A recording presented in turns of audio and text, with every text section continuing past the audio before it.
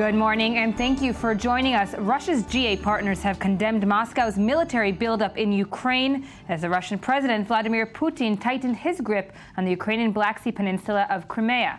Putin has insisted that Russia has a right to protect its interests and those of Russian speakers in Crimea and elsewhere in the Ukraine. Meanwhile, Western powers are scrambling to find a response, and the EU will hold an emergency session today in Brussels. The U.S. Secretary of State John Kerry has ruled out a military response. We're joined now by Paula Slyer, the Middle East Bureau Chief of Russia Today. Good morning, Paula. Good morning. Thank you for having me. Let's take a look at a quick report.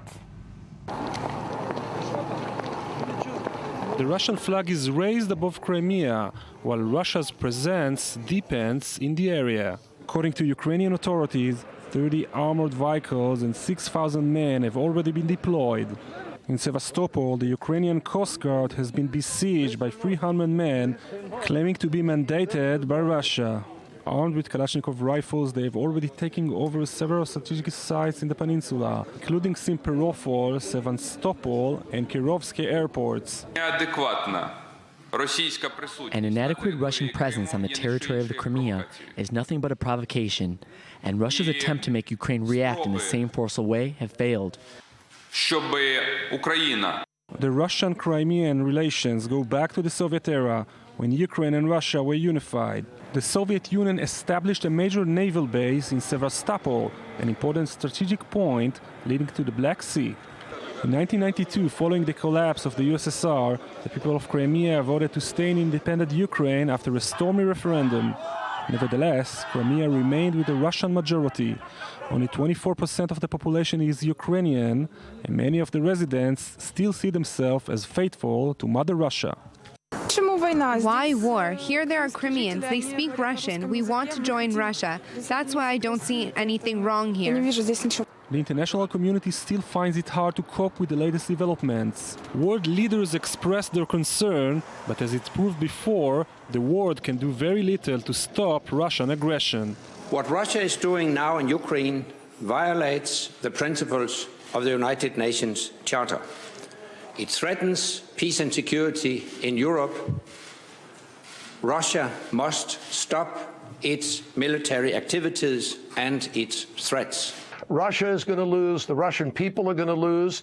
He's going to lose all of the glow that came out of the Olympics, his $60 billion extravaganza. He is not going to have a Sochi G8. He may not even remain in the G8 if this continues. Meanwhile, the Speaker of the Crimean Parliament insists that the situation in the peninsula has stabilized.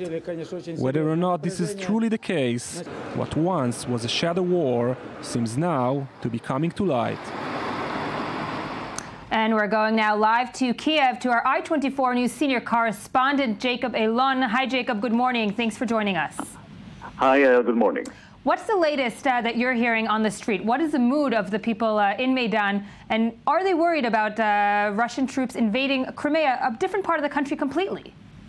Well, I would say they are extremely worried. I would say they look extremely distressed and sad. And here in the Independence Square that you've mentioned, there's only one opinion. Russians should not be here. Russians should get out of Crimea and so forth. This is where it's all started. It's an ongoing demonstration that has never stopped since last November. This morning, we're expecting here in Kiev American Secretary of State John Kerry. He's about to visit Kiev here as the Americans clearly take sides in this conflict. And meanwhile, over there in Crimea Peninsula, it seems that the Russian army tightens its grip on the ground, dismantling some Ukrainian army posts. And here in the northern part of Ukraine, they're actually mobilizing forces, the reserve forces, and who knows where we're going from here. And you say that U.S. Secretary of State John Kerry is on his way. He is taking sides, but to what extent can the U.S. act right now? We know that he has spoken to the media saying that Russia may leave the G8, Russia will lose. But what else can the U.S. do to make a point? Of course, this is one of the biggest questions. It seems that the Americans are flashing the economic card. They're talking about isolating Russia economically. It remains to be seen how that could be done. There are reports that President Obama spent much time last night talking to European leaders, the G8 leaders, and trying to somehow form pressure on Russia. Many people here are not impressed at all by this. And Paula, you're here with us in studio. Putin has received permission from Parliament to put Russian troops not only in Crimea, but in all of the Ukraine. And that is what is really looking towards, the West is looking towards and saying we're on the brink of disaster. Well, certainly the West is panicking. And by comparison, I don't think we see the same kind of panic coming out of the Russian quarter. What you say is right. On Saturday, you have the Russian Parliament, the Duma, authorizing that if Putin wants to, he can call up troops. He hasn't actually gone that far. So that is why some in the Russian media and the Russian think tanks are saying all of this Western hysteria, which is what they refer to it, is a little bit premature. Certainly what we see now, though, is the most direct and biggest confrontation between the West and Russia since the Cold War. You have Putin basically asserting his right to send troops to Central Europe. But as I say, he hasn't actually gone that step and done it. And he's not saying necessarily that he will. He's saying he's responding to a call for help from the ethnic Russian citizens who make up the majority of the population in the Crimea. But a call of help that would never have come out if there wasn't Russian, let's say, the whole crisis to begin with. We wouldn't have heard the call of help from Crimea had we hadn't had the protests against Russia and Russian influence. We might not have heard it to this extent, but the Crimea has always been closely associated through its history and also because of its geographical position with Russia. You have 58% of the population that identify themselves as ethnic Russians. You have 97% of the population who speak Russian. So when you have this new government coming to power in Kiev and banning the use of Russian as an official language, of course it's going to stoke anger that's already there. What we're hearing now from the new government is that they also want to impose 10-year jail sentences on people who seek Russian citizenship. 150,000 people have responded to Russia's call to come forward and ask for citizenship. That's on the one side. On the other side, you have the Crimea, where you have the Russian fleet is based. It's the only route that Russia has through the Black Sea to the Mediterranean, and it's the only sea that does not freeze in winter. And as I say, the Russian Navy is based there. So it's a hugely important part of the Ukraine for Russia. So whether this flare-up was going to happen now or at another stage is questionable. But certainly Russia's not going to step back and let the Crimea descend into chaos. And Jacob, when you look at it through geopolitical lenses, as a veteran journalist such as yourself, is this very similar to the conflict with Georgia in 2008? Would you say that there's a very similar trend? Well, I don't know. It's hard to find exact similarities, though many people do. I think to add to what Paula said, there's no doubt that Ukrainians are divided. The Ukrainian people is divided. The whole thing erupted because they were divided. The question is the question of tactics and how you deal with it, and is a military offensive or invasion a solution to this problem? And from now on, it's all going to be spin. Is it the Russians of Ukraine that are begging for Putin's help, or are the democracy? Is the democracy in danger in Ukraine? This is all going to be just a question of spins now. The Americans are trying to come here today and say, we'll stand for democracy and this is undemocratic and so forth. The Russians will say, hey, we're here to save the day, to save the Russians. And it's going to be a lot of talk, and the only hope is that it's not going to be violent. NATO has also come out and said that Russia is violating international law by saying such a statement. They're also, of course, using their treaty to perhaps get ready their troops. Any ideas if that will be happening soon, or do you think it is only just talk, as you say? Well, the Europeans are nervous. The Americans are nervous. The Ukrainian government actually said that the Russian actions in Crimea Peninsula are a declaration of war. Of course, tension is high. I won't get into predictions because really nobody knows what's going to happen. These kind of things can erupt in a second, So far, there was not a shot fired, at least in the past couple of days in the peninsula. Of course, there were a lot of shots fired here in Kiev. So who knows? Who knows? That could erupt in a second. One of the biggest problems right now, Paula, in Ukraine is that there is some sort of vacuum of power. There is an interim prime minister, but we're not really sure who controls what. Well, I don't even think that people on the street know who controls what. I mean, you have this new interim government saying that anybody that storms government buildings is going to be arrested. I mean, you have to raise eyebrows and say, but that's how this opposition came to power in the first place, was precisely by storming government buildings. I want to respond to the question that you posed earlier about the 2008 war in Georgia. There's a lot of talk about that. And what the Russians are saying is that the former president of Georgia, Mikhail Saakashvili, mistook European support. He thought that when he invaded those two autonomous separatist states of Abkhazia and South Ossetia, and I was there at the time, that you would have the West that would come to his aid. And they didn't. And he lost those two states. And that is why many are saying that the Ukrainians might be making the same kind of mistake. They might be banking on the Europeans to come to their defense. And you asked the question about NATO. The Ukraine is not a member of NATO. Right. It's not going to be in Europe's interest to send troops to the Ukraine to help defend it. So this new leadership is going to have to be very careful in terms of how much it relies on the West supporting it, whether with troops on the ground or whether financially.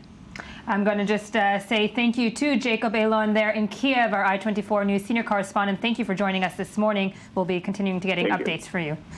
Paula, you did say about NATO not joining it. Of course, Ukraine is not a part.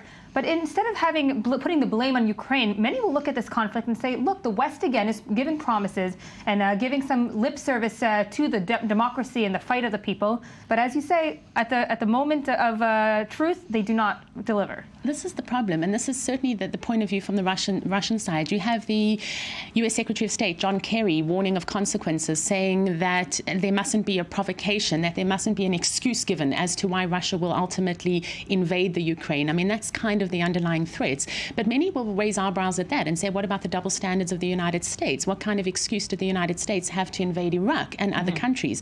So when reading the statements that are coming out from Western leaders, and they're certainly very harsh, you've got to, and this is again the argument from the Russian side, you've got to put them in the context of double standards and whether or not they themselves are true to the word. And certainly that's what the Russians feel. The Russians feel that there is a double standard at play when you have European leaders talking.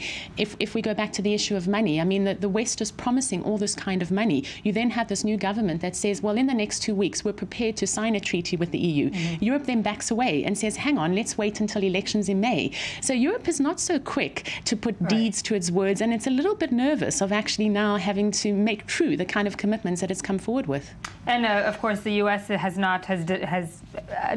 perhaps taken a step back from intervening in other conflicts since Iraq and since Afghanistan. Of course, Syria comes to mind as a conflict that has been raging and that the United States hasn't. Now we know that U.S. Secretary of State John Kerry is going to be arriving to the region.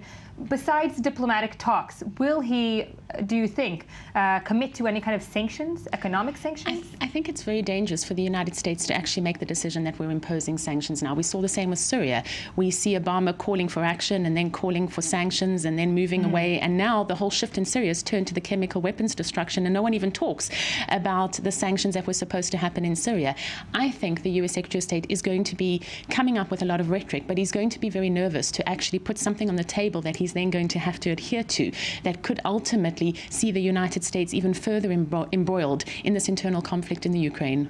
And when we look at it geopolitically, Putin, of course, is now isolated, if to say, against the West. Who are Putin's partners right now in the world that are looking towards this conflict and saying, we're going to stay with you?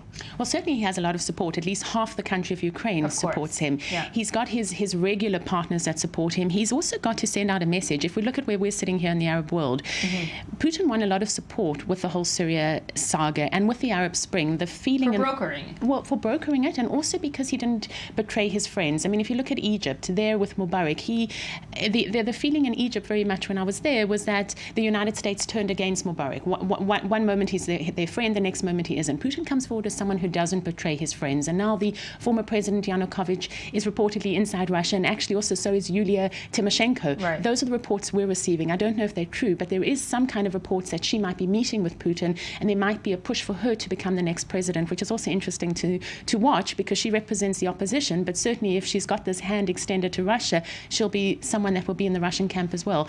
But put that to the side, it's not clear that the Russian president wants the Ukraine to divide. It's also not clear that he wants the Crimea certainly to become part of Russia. But what he wants is that you'll have a Ukraine that's not tilting further towards Europe than it is towards Russia, and you'll have a Ukraine that is equally balanced between these two countries. And we've been speaking, of course, a lot about the geopolitical look and the leaders, but on the ground in Ukraine, Jacob said himself, it's very divided, still very divided. How much willpower do the people still have to go out and fight? Are they willing to risk what they've been risking for 3 months? Well, what we're seeing now is more and more demonstrations happening in the east and the southeast of the country, which is where you have Russia's support. Remember, the demonstrations started in Kiev, and they were very much centered there in Kiev, and then slowly they spread eastwards. When I was in Kiev a month ago, you didn't see demonstrations happening on the same scale and with the same kind of commonality that you see happening right now. So now you've got the pro-Russian feeling that's coming to the ground, and you've seeing the confrontations ultimately that might happen between pro-Russian and pro-government, whereas before it was mostly pro-government. The situation is extremely fluid on the ground. I think we're bracing ourselves for at least a few more weeks of unpredictability. Okay, Paula Slyer, the Russia Today Middle East Bureau Chief, thank you for joining me this morning. And after the break, Iran and not the Israeli-Palestinian peace talks dominate the sidelines of the AIPAC conference. But first, some more of this morning's headlines.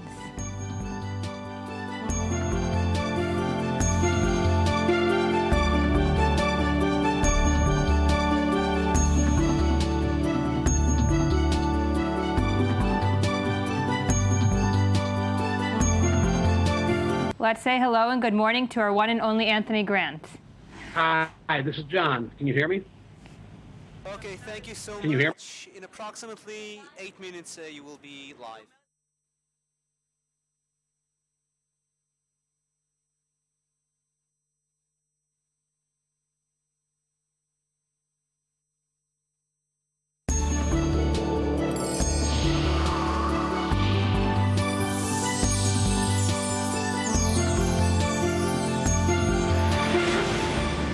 And welcome back to I-24 News Morning Edition. Now we're going to say hello and good morning to our one and only Anthony Grant, who joins us daily to discuss the news you may have missed while scanning the headlines. Tony. Well, good morning. Speaking of Tonys. Speaking of Tonys and Oscars, well, did you know that Russia's Channel 1 canceled their live Oscar coverage to monitor events in the Ukraine? Canceled? Yes. So they boycotted the Oscars? Well, I don't want to say boycott, but let's just say the Russian media had other priorities. And taking it back to strictly political things, I want to say that, what's been happening in the Ukraine, of course, has been thundering across headlines all over the world. And I wanted to just take a quick look at the New York Times from Sunday.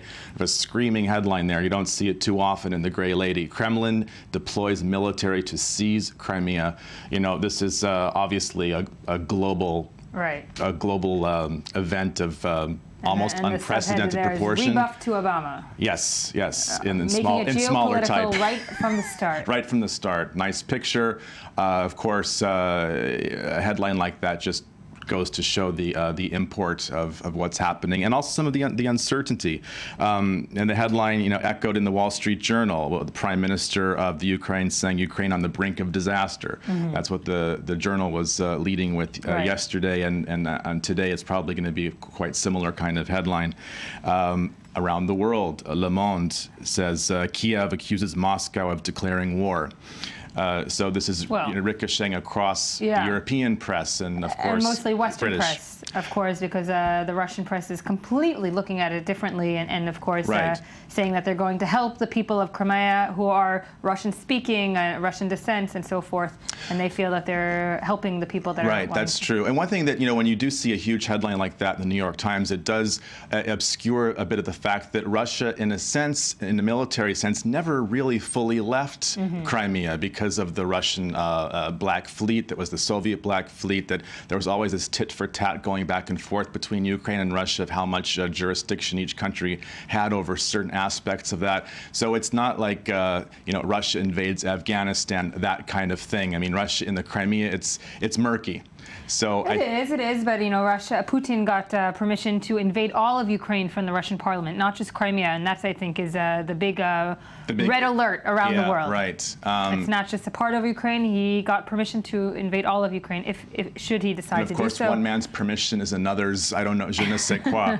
But, taking it back to Israel, yesterday in Jerusalem, there was something totally unrelated to the events in Ukraine with some dramatic pictures. There was a complete cutoff, basically, of Jerusalem because of ultra-Orthodox Israelis protesting the new IDF draft law. And we're talking about, according to the figures I was reading, 350,000 people were choking off traffic. A bit differently. They said up to 500,000. I think they were expecting to have much, much more, and it wasn't as massive as they had hoped in terms of the organizers. They were calling it the 1 million protests. The 1 million protests that only came, 400,000 around. But it's interesting in terms of media that this was really what got the Israeli headlines much before the Ukrainian disaster. And that was also an editorial decision. And you cut off traffic in any given Israeli city. Capital, and it's you close down government offices. It's a big deal. It is a major. Tourism impact, economic impact, and of course, I think that's not the last we're going to hear about that controversy. Indeed not. And it did go through smoothly. Police were pleased, and it could have been, I guess, much worse. Yeah, so it was relatively calm, all things considered. Interesting story in Jerusalem Post, totally unrelated to that as well. Elbit, which is a big Israeli defense firm, has gotten a big contract to build surveillance towers on Arizona's border with Mexico to the tune of $145 million. This contract, let's not forget that border is about 389 miles long. 3,000. Just the Arizona. Oh, the Arizona. I'm sorry. Excuse me. Okay. Yeah, that portion is where it's going to get a fence that looks sort of like that. And I wonder where they got very the inspiration high tech for that. Okay. Right. The article doesn't get into that. But again, this is great business for an Israeli company, but it does raise some questions as to what kinds of relations will that foster or not foster between the United States and Mexico at a pretty sensitive time. And Arizona has been, as a state by itself, the federal state has been very vocal on its immigration policy. John McCain, of course. And more so, I think you could make the case than California, which has, I think, I tend to think a bit of a more progressive attitude towards immigration, but that's a California bias. As usual, it's seeping through. Yes. Wow. Elbit, another cha-ching for Elbit here in Israel. That's right, exactly. What else do you have? Also Israel, of course, in the news on another front. The National, which is a very reputable paper out of Dubai, had a headline which is picked up in the Israeli media called "Israel Buying Information on Extremists from Rebel Groups." Now, that's referring to Syria, and according to some sources quoted in this article, at least 3 rebel factions in southern Syria have been apparently in contact with some Israeli intelligence officials, and there has been a sort of an exchange for money for information about what is going on there in terms of the Islamist fighters near the border. So how much is it worth? How much are they getting? According to this article, there was one tranche of funding that was worth hundreds of thousands of dollars. Hundreds of thousands of dollars. Doesn't get more specific than that. No, but that's a hefty sum for some information. It is. We're talking about the area that's actually the Jordan-Syria border, very sensitive, volatile to say the least area. How much credence we can lend to this report, I don't know, because they don't really corroborate it with anything specific. Well, we're definitely not going to hear anything from the Israeli government in this. Not too much about that for the time being. What else? Here's, with all the stuff happening in shaking Ukraine, and people tend to forget there's other major things going on in the world, but the LA Times is here to remind us that in China... Again, that was a little California boosting right there. A little bit, yeah. But the LA Times has great coverage of what happens in China, as does the New York Times, but this headline says, televised confessions in China raise worries. There's been a real crackdown, not hugely surprising, on media lately in China, even in Hong Kong.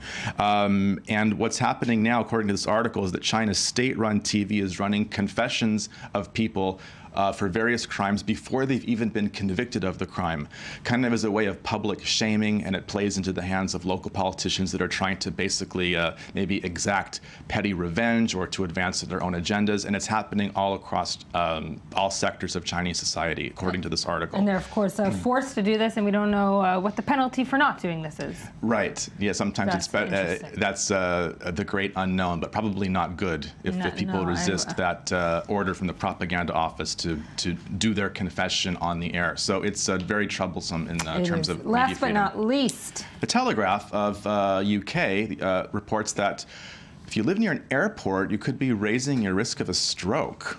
if you live in London, I mean, you live next to about five different airports. Yeah, You don't have much of a choice. The Imperial College of London did this study, and basically, if you live under a flight path, it says for more than 20 years, your risk of heart disease and stroke is going to skyrocket, and it's due to the night disruption, the noise causing sleep interruptions. So during the daytime, it's not really having an impact, according to the study, but at night, major problems I think could on the ensue. list of things that may cause strokes, that must be a little bit, down there. Unless you're right next to Heathrow, though. Unless, imagine that. I mean, you can get so many other things from living right next to Heathrow. Right. Anthony Grant, you will be back. Thank you very much.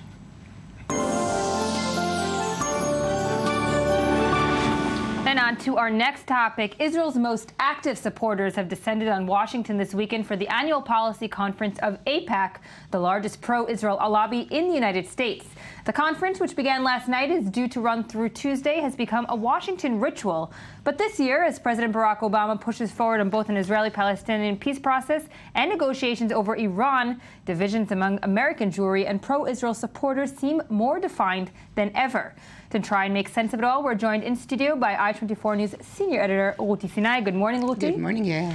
And we're going to speak to our I-24 News diplomatic correspondent Tal Shalev, who is in Washington, D.C. Good morning, Tal. Good morning. Even though the unraveling events in Ukraine and the weather and the Oscar night are overshadowing the Israeli Prime Minister's visit to Washington, D.C., the main event of this visit will happen in just a few hours. And this, of course, is the meeting between Netanyahu and President Obama. Every meeting of these two leaders draws much attention, especially because of their well-known rocky relationship in recent years. It's been almost half a year since their last meeting here in September at the White House. That meeting was dominated, of course, by the Iran issue, as this will be one of the main issues in this meeting too. But in the past half year, there have been very substantive changes, and especially the negotiations between the six world powers and Iran, and the recently signed interim agreement, and the recently resumed negotiations that just started again in Vienna on the comprehensive agreement. Netanyahu, of course, was not happy with the interim agreement with Iran, but now he intends to try and influence Obama and influence world powers on their stand towards a comprehensive agreement. The second issue on the agenda, of course, is the Israeli-Palestinian peace negotiations and the U.S. Secretary of State John Kerry's relentless efforts to reach a framework agreement in the upcoming weeks. At this point, it seems like the framework agreement is quite far, especially because of Palestinian objection, at least reportedly. But the President Obama does intend to pressure both Netanyahu and Abbas and give a final push to Kerry's efforts in the upcoming weeks.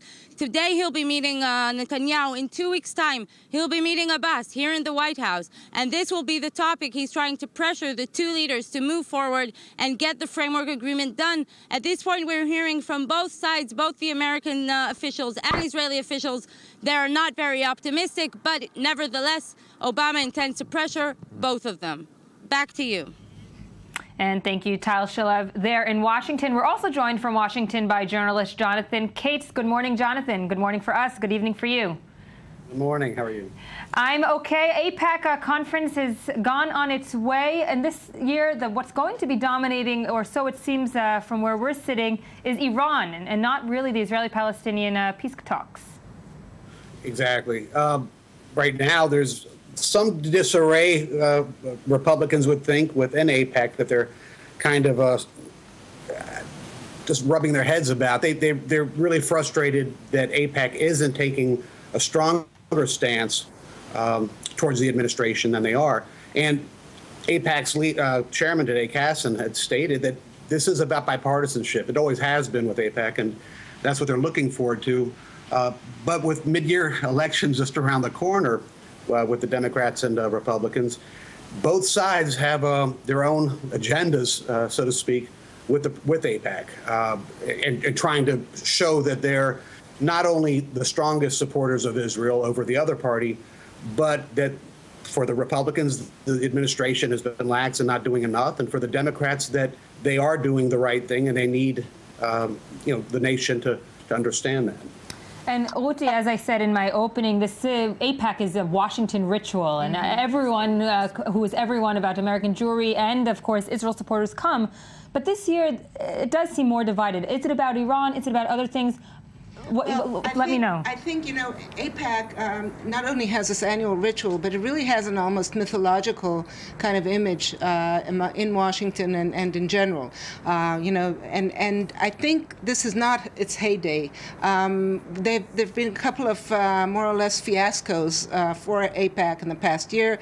If you remember, they lobbied against the nomination of Chuck Hagel as defense secretary. Then there was the issue of the Iran sanctions, which they've been zigzagging on. They're for them, they're against them. The Republicans, as was mentioned previously, feel that they've gone soft on the Iran sanctions, and I think all this reflects to a large extent the disarray among the Jewish community. And AIPAC may say, and correctly so, that it's all about bipartisanship, but in fact, it's the split is showing, and the split is not over Iran. The split is over the Israeli-Palestinian issue and how Israel should proceed vis-a-vis, this push that's coming from the White House to get a peace deal with the Palestinians. The U.S. administration has almost religiously sent the top brass to the AIPAC conference. This year, they're sending the mouthpiece, quote-unquote, of the Israeli-Palestinian peace talks, saying, we're not going to talk about Iran. We're sending Secretary of State John Kerry to speak, to address the AIPAC crowd,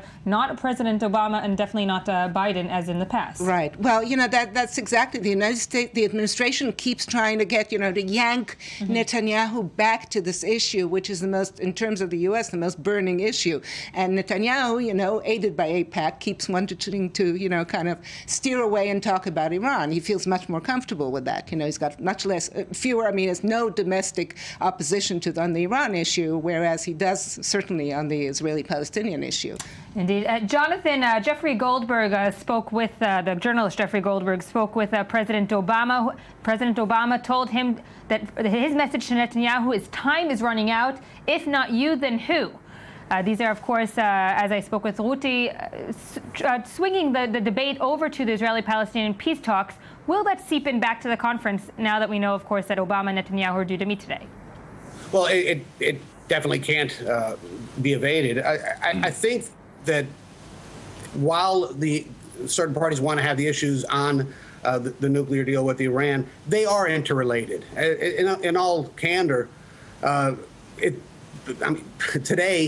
Saturday, when we did the interview, he stated that for the words of Benjamin Netanyahu to hear, pretty strong comments, and that if not, like you said, if not now, then then when. Jonathan Cates in Washington, thank you for joining us. Ruti Sinai, Anthony Grant, thank you all. We have more after the headlines.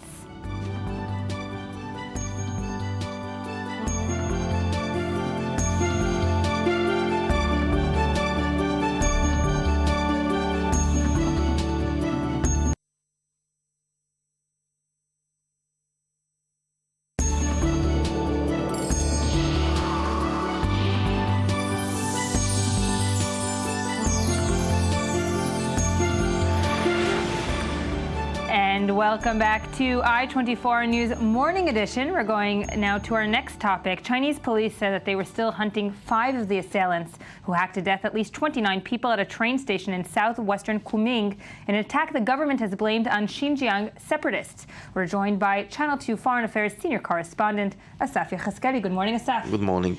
Thank you for joining us. Let's take a look at the following report. At least 33 people were killed and more than 130 wounded on Saturday in an attack carried out by a knife-wielding group at a train station in the southwestern Chinese city of Kunming. The attackers were holding knives and killing people. I followed everyone and ran to that side. The attackers were stabbing whoever they saw. Chinese state television CCTV quoted city officials who said evidence indicated that separatists from the northwest region of Xinjiang carried out the attack. Kunming City Government's news department just released a statement that evidence at the crime scene showed that the Kunming railway station violent terrorist attack was carried out by Xinjiang separatist forces. Meanwhile, an earlier report said police shot dead at least 4 attackers, detained 1, and that 5 others remain at large. Chinese President Xi Jinping ordered no effort be spared to investigate the attack. Asaf, what was different, of course, from this attack, besides the horrible brutality, is that you don't often hear about such attacks coming out of China, and this swept the headlines around the world. Yes, very a lot of peculiarities in this story. First, the death toll has already risen to 33 people, and then it's happening 205,000 miles away from this troubled region of Xinjiang, and we're not used to seeing such attacks in places that are so remote from the original place where the uprising or where the irregularities happen. The Uyghurs in the area of Xinjiang want better autonomy or independence for many years now, and they have made a lot of terror attacks inside the region of Xinjiang, and also in some kind of car crash or car attack in Tiananmen Square only last year. But stabbing to death 33 people and wounding 150 others in an area which is relatively restive on the other side of the country is in itself very rare. And of course, it is also rare because it reached the social media. It was spread across the social media, something that Chinese government is very cautious to keep up to their kind of control. But the two words of Sina Weibo, this very famous Chinese microblogging site, the Chinese authorities were not able to hold all of the pictures and to censor everything in the few hours following that event. Some pictures were censored, some accounts were taken off the air, but some pictures remained and reached, of course, the Western social media of all these bodies in line in this train station. And in that matter, I should say that seeing the line of corpses is in some way also serving the Chinese government. Indeed, yeah. Because they dealt with the situation as some kind of anti-terror unit killed the majority of the assailants and probably caught one of the stabbers, and some kind of regulation did happen, although it is a very remote area. And as you said, violence has been bad for a while. Of course, the attack in Tiananmen Square and numerous and multiple attacks in the Xinjiang province. But 45% of Uyghurs make up the Xinjiang province. They're not the majority as they used to be. What are they asking from the Chinese government? Well, if you ask the Uyghurs in Xinjiang province, most of them will tell you, when no cameras are around, that they want independence. They want independence as much as the Tibetans want in the neighboring province of Tibet. And by the way, Xinjiang is larger in terms of population and in terms of area than the very big Tibet in itself. The Uyghurs, they want independence. I wouldn't say that they are ready for independence because they don't have the infrastructure of sustaining themselves, but at least they don't want to see all the Han people, the native Chinese people that were in some way transferred or forcefully emigrated to the province. They don't want to see them ruling them in the province. And the Chinese government is also cracking down on other minorities. They're not the only ones that have been cracked down upon, and they're not the only ones that are trying to break free of the Chinese one-party system. Of course, but the Uyghurs are the one that we hear about most. Yes, yeah. They are the most vocal, and perhaps because they are the most weak after the Tibetans, then they are the ones that the Chinese government is boasting as managing to relieve or managing to conquer. We have people even in Sichuan province, even in the rich province of Henan and of Guangzhou, we have very small minorities that are challenging the local governments, but none of them has yet reached the point where they commence terror attacks. And as you said, this attack is especially unique, if we can call it that, because it does serve the Chinese government. Now, the world doesn't always look at the Chinese government as cracking down on the Uyghurs. They now say, look what can happen. Yes, the China Daily called it the 9/11 attack of China because of the atmosphere of terror and the astonishment of the magnitude of the event. Of course, it's very different than the 9/11 events in its magnitude, but its serves them. And all of the columns and the editorials of the English-speaking side of the Chinese state media today are rallying behind the call of the President Xi Jinping to try and catch the assailants and try to bring them to what they call is justice under Chinese law. But it still remains a Chinese problem. International leaders and groups are not going to be getting involved. Maybe just NGOs. No, the NGOs are busy supporting the cause of the Tibetans and the cause of and the problems we have in Syria and the problems we have in the Ukraine. The Uyghurs indeed are not the most important on the list of the NGOs Although agenda. this attack may be putting it into a different light. Asafi Khaskeli, Channel 2 Senior Foreign Affairs Correspondent, thank you for joining me this morning.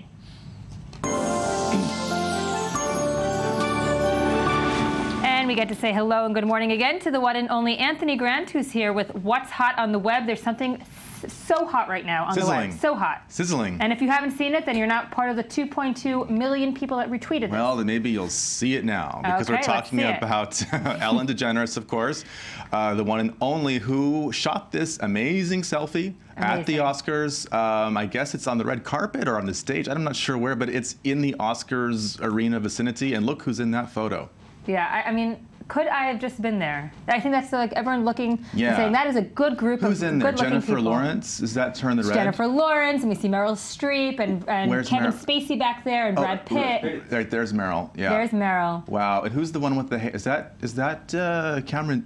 No. No. The blonde in the back. You know what I think? Everyone's looking at that picture. All the Hollywood stars that aren't in that picture are saying, I missed the big chance. Where were they? I don't care if I won the Oscar. If I'm not in Ellen's selfie, no one knows who I exist. And the thing about Ellen, I was just talking to some American pop culture expert the other night. It was my brother, actually. But he said, the thing about Ellen is that she keeps it real. Like, she's a very, kind of earthy, down-to-earth sense of humor. And the selfie, in this sense, really kind of, the glamour of the Oscars, the sort of the highest echelons of Hollywood, mystery, brought down to size in a selfie. And I think it's kind of cool. Did she plan to take this picture? I bet she did. I'm sure she did. She was thinking about it the whole time. And she was gathered, selfie-strategizing. the it people of the year. And she chose Bradley Cooper to hold the camera. Of course. Bradley Cooper, she chose Jennifer Lawrence. She got all the it people of 2014 right next to her. Everyone but Lady Gaga. No has-beens.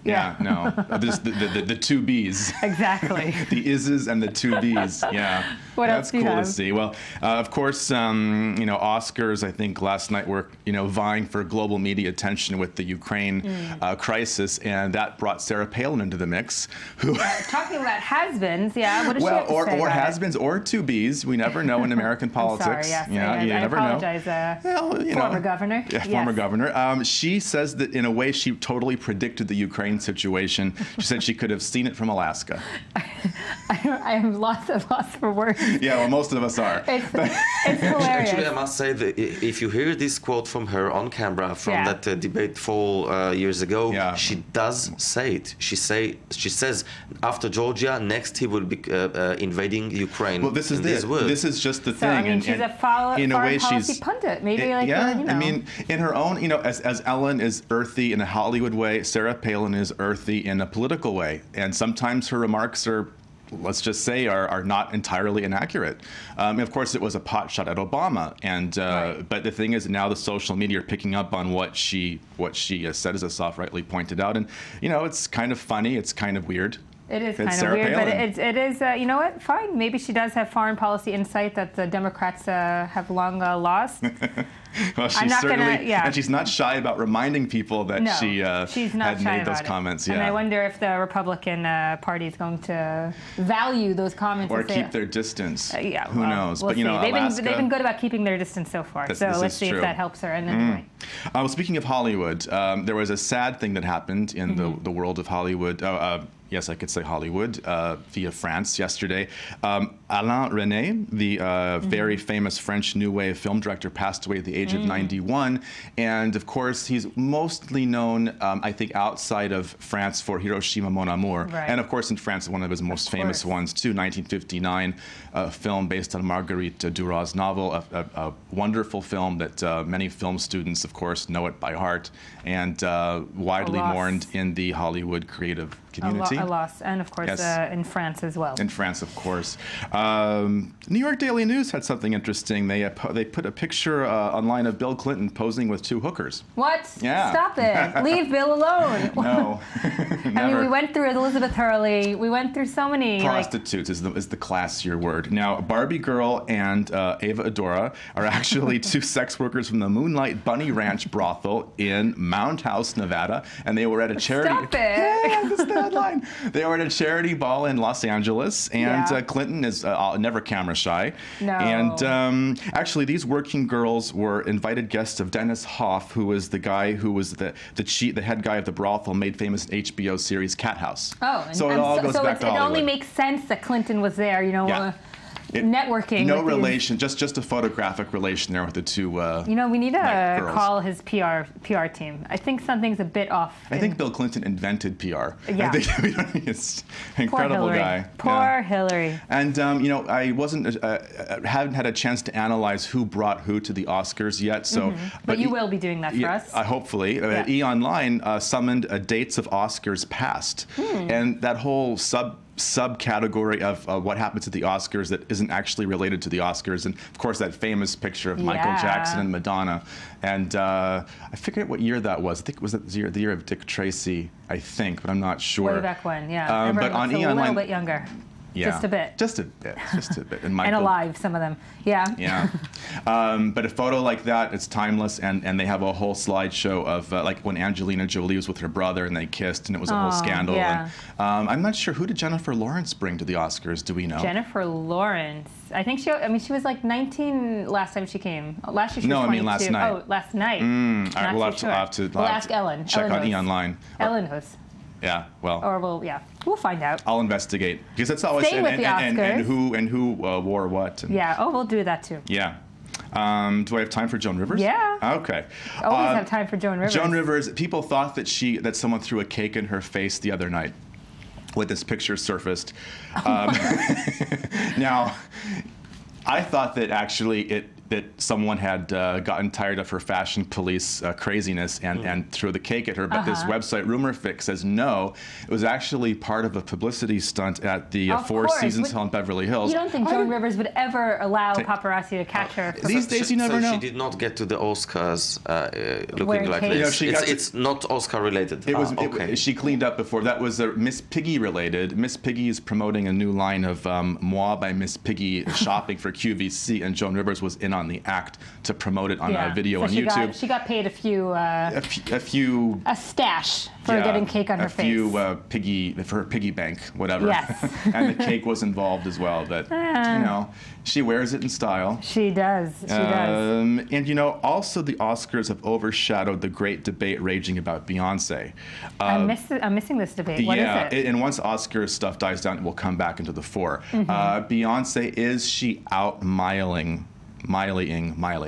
with her raunchiness in the new Partition video?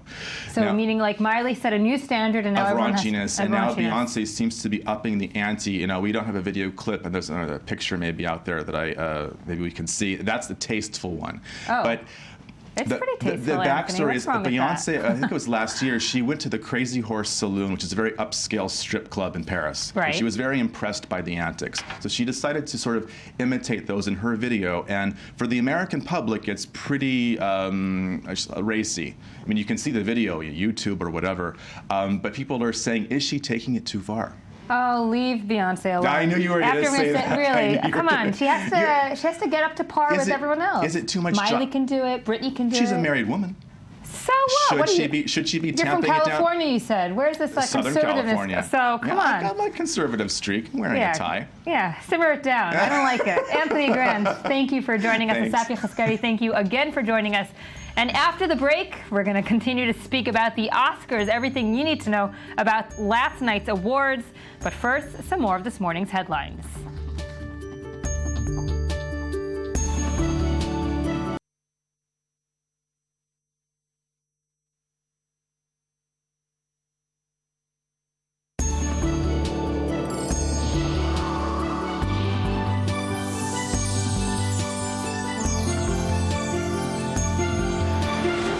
Good morning, and thank you for staying with us. We're joined now by Jewish News 1 correspondent Ron Jacobson and by the I-24 News correspondent Roni Ben-Basat. Good morning to you both. Good morning. Good morning. I know it's been a hard night for some of us here.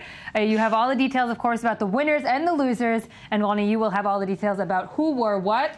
Fashion disasters and fashion yes and no's. It's who or who. Who or who, excuse me. Ron Jacobson, where are we starting from? Let's start with the gist of it. Gravity won big with 7 awards, but didn't win the best film, which went to 12 Years Slave. We talked a few days ago, and we predicted everything. Right. There were no surprises whatsoever and at the Gravity Oscars. had to get all the technical awards. And they did. They did. And they did. It was a technical, brilliant kind of a movie, maybe not for best movie of the year. But I just think that something is wrong with the way that the Academy members are thinking. They give the director all the awards, but decide to give it the best movie to a different movie. But I think they will do the post-mortem now as with a cocktail in their hand at the parties. So let's start from the red carpet. Yeah, the red carpet.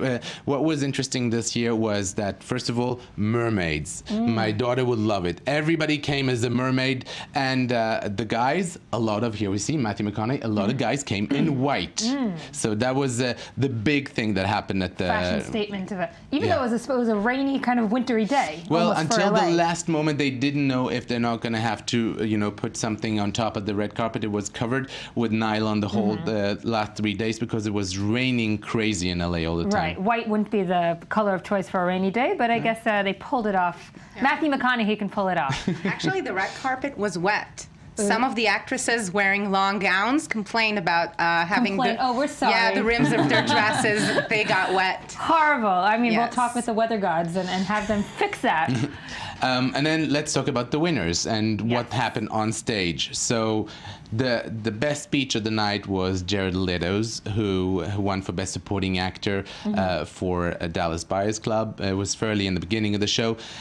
He started surprise a bit, right? Well, it was one of the predicted ones, but I think from all the speeches that happened in the 24 categories that were presented during the almost 4-hour telecast, he thought about his speech. He talked about a woman in 1971 who was 17 years old and had 2 children by the time she was 17, and then said, "This is my mom. Thank you, Mom, for giving us the life that you did." And there wasn't a dry eye in the room, including myself. I was like, I'm also getting all tingly and his here. brother came to the mom and hugged her. There he is, the brother, and it was really a really touching speech, and it showed that he was thinking about it. He thought that he might win. We saw that a few years ago with Christoph Waltz. It makes so much better the whole experience because coming on stage, coming on stage and saying, "Oh, I didn't expect it, I didn't do this." Come on, this doesn't work anymore. There are people to think. And Jared Leto also had a nice few words about Ukraine and Venezuela. That as well. Something that, of course, the Academy always looks like this one big bubble. And I think that the worst speech, at least in my eyes, was Cate Blanchett's. I mean, it was a really good speech, but would you stand there without the person who cast you and directed you in a movie? Not a single word of thank you to Woody Allen. She thanked her hairdresser, but did not. Her hairdresser. But not thank Woody Allen. Is a controversial character right now in Hollywood. It does not matter. I think that it's, yes. Well, I think, you don't think it matters? I mean, He directed this movie. He cast her. Thanks to him, she's on stage accepting that award. I guess her PR team was advising her differently. I know. But then she shouldn't have thanked her hairdresser. Yeah, it feels like really bad. That she was trying to pull people to think and, just not say Woody Allen. Yeah. That was the elephant in the room. Felt really bad. So, and Ellen DeGeneres, she really pulled it off second time round. She brought the Oscars back to the entertainment roots of what the Oscars used to be like. She did a lot of the hosting from the crowds rather than on stage, giving the stars the space to shine. In one of the gags, she was ordering pizza, and then the pizza actually came, and she was giving it to the actors in the first rows while giving the check to Mr. Harvey Weinstein to pay. So that was really good. And then in one of the breaks, she actually did the selfie that you saw in the last segment. That selfie actually crashed Twitter over the. Wow, crap! I didn't know It's the most tweeted picture ever. It's over 2 million tweets I'm obsessed. already. As I was talking to Anthony Granta in the last one, I'm obsessed with this photo. I can stare at it for hours. And the amount of stars in this, it's unbelievable. And everybody looks amazing. It broke the Obama record. Yes. The Obama, they had the standing record for most tweeted picture, and now for the second Ellen time DeGeneres that he won. got into office, and that broke it. Last I watched, it was 2.6 million people that tweeted it. I mean, everyone who's anyone was in that picture, and I feel bad for people that weren't in that picture. I mean, they lost their career in the nighttime. No one's everyone who's everyone. Yeah. So in the foreign language category, which always is interesting to us, Italy won, beating out Palestine. The Palestinian film. But it was also predicted. So again, this was a very predictable Oscars. But in the end, it was a very entertaining Oscars. So it was really fun to watch. Indeed. Ronnie Van Besant, what else is also fun, and we're going to speak about, I think, for days and hours and weeks about, of course, is the fashion of the Oscars. And Ron started by saying the men wore white. What were the women wearing? Well, the red carpet is the highlight and the most expected for moment in the award season. The women, I think the reigning colors on the carpet were blue and nude. I would say there were some blacks, some reds, but there are always some blacks and reds. Blue and nude stole the show. And let's talk about the woman who stole the show, the girl who stole the show, Lupita. She is the new it girl. In anything she wears. But what was she wearing last night? She was wearing a very low-cut Cinderella dress by Prada. Many people were asking themselves, we're seeing Lupita in the Golden Globes. Right. Yeah, many people were asking themselves if she's going to be able to top that amazing Ralph Lauren chic-y look with the cape. I think she wasn't able to, but no one is able to top that look. But she was exquisite. She looked like a little angel with the little halo, the headband. Beautiful. What did you think about Angelina Jolie and Brad Pitt? Because they did this entrance at the BAFTA, both coming with the tuxedos. Everybody was thinking, are they going to pull this off again? They went mainstream this time, right? I think what Angelina tried to do is to give Brad the stage now, because he was nominated as a co-director for 12 years. And by the way, Angelina wasn't in Ellen's photo, hence she does not exist. She was actually, the top of her head was in the picture. Yeah. Well, Brad probably said, come on, I'm going to have problems at home if you're not in this picture. I think Lupita just stole the show. Yeah, she definitely did, and we'll see a picture of her soon. She also wore something amazing to the Spirit Awards. I don't know if you saw the white and white with the... Amazing. I think she has the best skin. It's flawless. Everything looks amazing on that skin, and she's effortless. Her hair is very simple. She always wears a very simple eyeshadow and red lips, and it works for her. Right. Next we have Amy Adams rocking it with a beautiful Gucci couture dress. I think this was, for me, I know she didn't win. She had her chance at her first Oscar. This was my best dress of Amy Adams evening. is the girl next door. You really want to always see what she's wearing, because you kind of couldn't relate to her, rather than, this Angelina Jolie, majestic kind of. Amy Adams is, everyone wants to be Amy Adams. Yeah, if you want to talk about the girl next door, I would actually talk about Jennifer Lawrence. Yeah, she's that's true. very approachable. She's always starving, and now she fell. Did you hear clumsy. She fell down the red carpet for a second time. This was an homage. An homage for last year's acceptance speech. But that's what makes her so. Her dress from last year was amazing, exquisite. And did you hear about Julia Roberts? She was telling everyone on the red carpet that she was actually dressing herself. She did not use any stylist to dress for the Oscars, and everybody. But people said that it's actually the best she looked like on red carpets in a very long time. I think the hair and makeup were flawless. The dress, not so much. Too much fabric, too much lace, too black for her age. She redeemed herself from the Golden Globes with the beautiful Dolce & Gabbana dress that she ruined with the button-up shirt and the...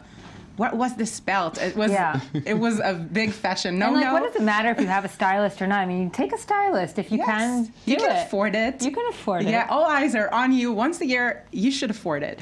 So Jennifer Lawrence, yes or no? Yay or nay? Yay. Big yay. I love the dress, but it's not as beautiful as the dress she wore 2 years ago, the Calvin Klein legendary I don't love dress. the size. The mermaid, this is a classic Dior. She is the face of Dior. They made an exquisite dress for her.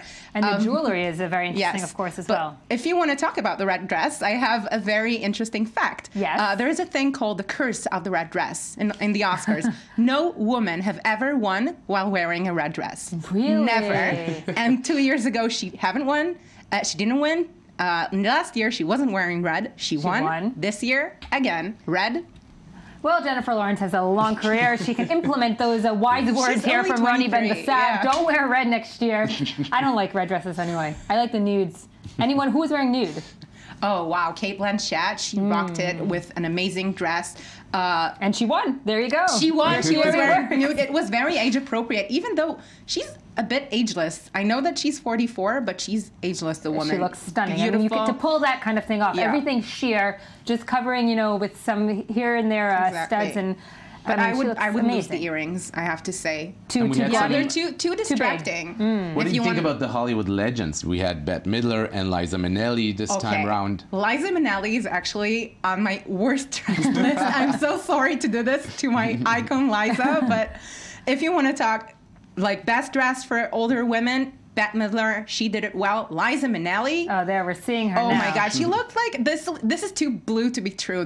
She looked like she went to like a carpet store. Cut it up and just like put something on her. And maybe Julia Roberts dressed her. Maybe. The shoes. She wore sneakers to an event. I know that you're an older woman. Cool, though, in a weird way. It was old lady sneakers. It was old lady sneakers. Yeah, and once a year, I know that you're older, but wear heels. And to match that little blue stripe with the blue, that awful, horrible, just horrible. awful.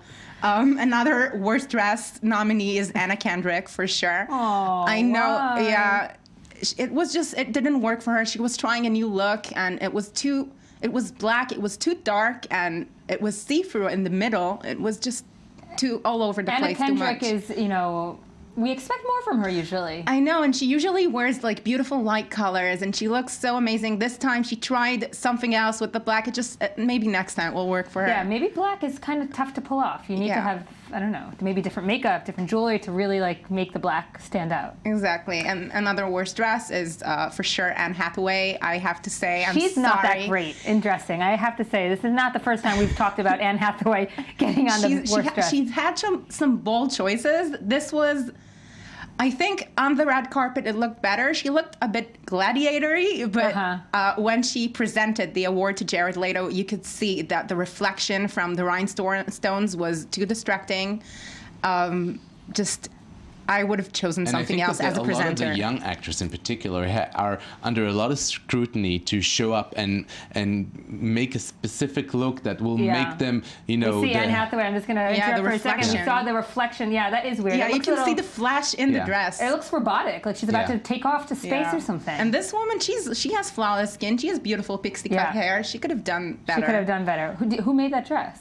Oh, it's very unique. It's a Gucci dress. Gucci. Yes, it's Gucci. Gucci, come on. We also saw a lot of if we're looking at who got their dresses on the red carpet, a lot of the big names. We didn't see a lot of no names designers getting in, getting the foot in the door, like the Halle Berry dress so many years ago and so on.